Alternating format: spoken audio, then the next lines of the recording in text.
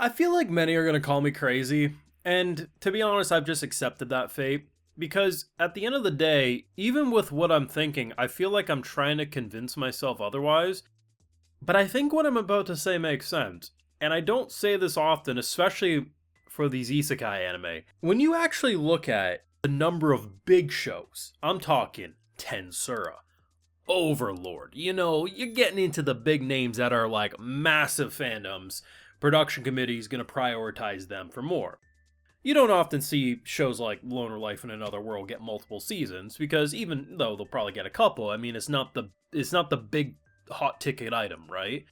So you would expect that typically when there's a large 3D scene, you would hope the big name show probably gets it done. And while I'm not gonna say Loner Life, especially with episode 11, I want every episode to look like this. I don't think I'm crazy, but I feel like people are gonna call me crazy. I liked how the 3D looked.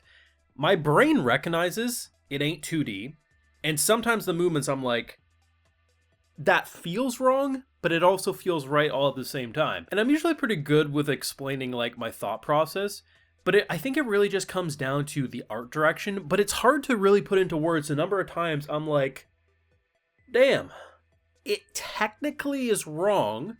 You would prefer that to be crisp, high detailed, hand drawn, or it moves so fast like a ufotable anime, so your brain doesn't comprehend that maybe it's not as 2D as you think. But despite the glaring obvious 3D character models, I don't think there was a single point in episode 11 that I looked at and said, I really don't like looking at that. If anything, I kept saying, damn, I actually like looking at that. And there's this one shot where they it's almost like the way they direct it, like imagine a bird flying overhead a bunch of, and you're like just seeing the scope. Whatever they did for the art shift there, like, just looked really cool to me. It's weird, because even though technically this falls into the trap that a lot of these, lower tier isekai fantasy anime do, where the budget ain't the priority, the time and resource ain't the priority for whatever else show they're focusing on. I can't deny and say that, like, this is legitimately, I like it. I like looking at it. And somehow the show that is not going to have anywhere close to the following as a Tensura or an Overlord,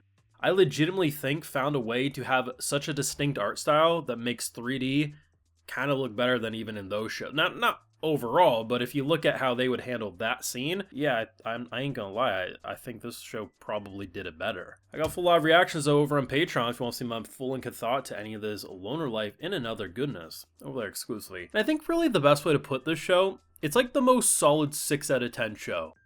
And I don't say that as an insult. I legitimately look at this show as like, if I'm looking at it, and I know anime community loves to bicker, to me, a 5 out of 10's average. So if you're at 6, you're a decent show. You get to 7, you're good. 8, great. 9, amazing. 10, masterpiece. Like that's the ranking in my mind. This feels like one of those shows where, I'm not saying the author didn't try their hardest, but it's like the author just wanted to have a little fun.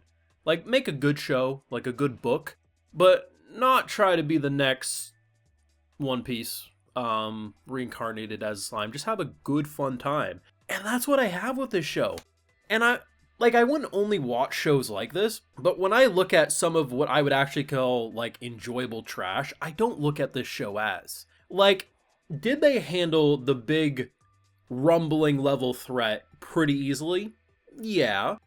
But did they write it in a way that felt convenient? Not so much. It's a little underwhelming because you just send Armor Rep up there and she sends them all back to the Shadow Realm because she's the master of the dungeon. But given the fact that as they were scaling back up, they were testing all that, I mean, it all functions in a way that it's not just like an author saying she's powerful so it works. Like, there is the breadcrumbs to follow the trail of how they got to that logic. But yeah, is it a rewarding fight, a rewarding scene? Not really. But it's okay.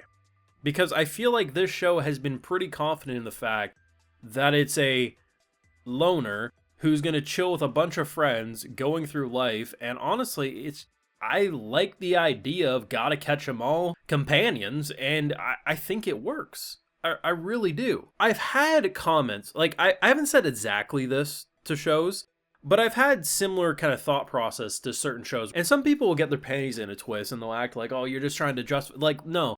If I truly just don't like something, I just stop watching it. Like, there's a reason. I mean, sometimes I stop watching it on YouTube at face value because it just doesn't have views, and I continue it on Patreon. But when I actually, like, fully hate something, I just move on with my life. I don't really see the issue, especially for a show like this. There's no net benefit to amplifying feelings. Like, there's no justifiable reason people could say, I'm glazing for the sake. What do I gain? It's just a show that functions in a way that, like, it has an average idea at face value, and it takes it slightly up to being a pretty decent show. That I'm like, damn, you drop a season 2, I'd watch it. You don't give me a season 2, I don't regret it. I'll put it like this. So some people hate that I still use the Newgate as an example, but it's too good not to. The Newgate story and characters, I think, is legitimately great. But goddamn, what a train wreck of an anime adaptation. That's a show that I regret watching, because the I just put it out of its misery. A show like this I don't regret watching. And I think both shows technically kind of went for a similar appeal. In Newgate's case, it kind of failed because the production just couldn't keep up. But even then, I feel like eventually in a season 2, I probably would have got bored of that too. But this show, it feels a little more, it sticks to its lane, it knows what it can and can't do. And for an episode where it's just getting Armor Up back up, reuniting with the gang, setting us up to the surface, and having this big threat at face value, Armorette clears it up.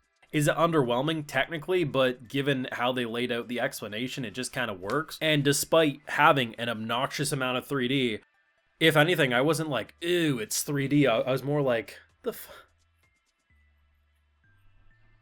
why am I okay with it? And it's the art direction. I truly think this show is probably one of the most underappreciated art directions of the season. I'm not going to say this is Don to Don level quality or a Don Machi quality, no. But if you're looking at your average shows of the season, you would not expect this show to be as consistent as it is, because similar to the story structure, this isn't a show that would get that much time and attention. And despite some minimal animation at times, the character models don't dip. And however they shaded and stylized the 3D in this episode, perfectly meshed with the other 2D character models and 2D background environments. Just wonderful. Let me know what you thought of this week's episode. Honestly, this could have been a season finale if you ask me. I feel like we're going to start the episode, the final episode with Armor Rep probably talking. I imagine something like that, if not the helmet coming off. I just really hope Class Rep calls out the fact that the only person who actually gets referred to by their actual name is the new girl he picked up in the dungeon. He ain't going to survive that one. Your thoughts down below.